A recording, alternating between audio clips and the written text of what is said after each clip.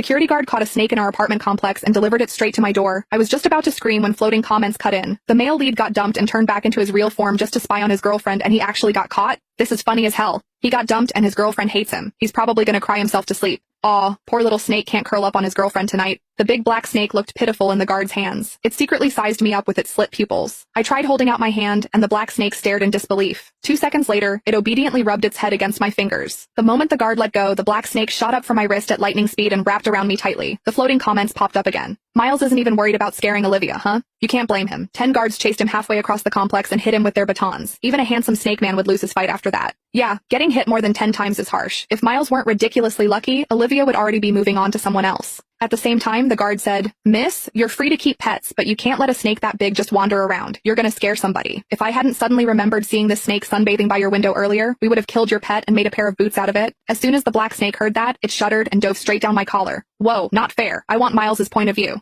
Me too. Talk about turning disaster into a win. Miles seriously lucked out. I tried to soothe the snake tucked against my chest, then hurried to grab the watermelon I had just bought and handed it to the guard.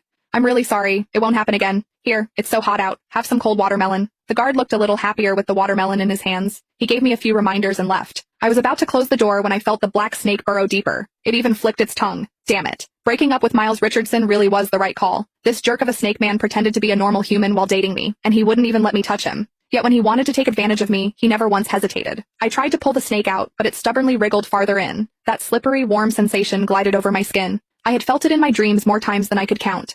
Now, I seriously suspected those weren't dreams. The black snake refused to come out.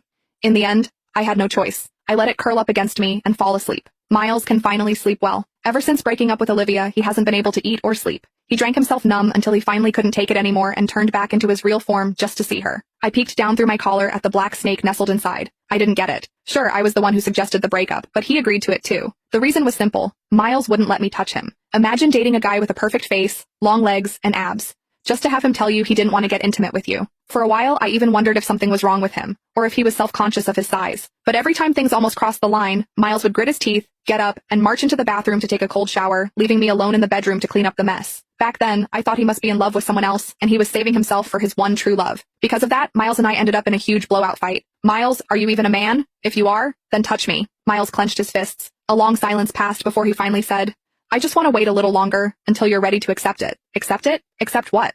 What was there to hesitate about?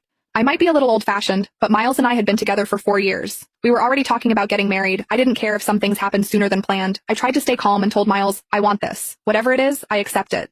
But Miles just held his head and crouched. "Just wait a little more." I had waited 4 years. That day,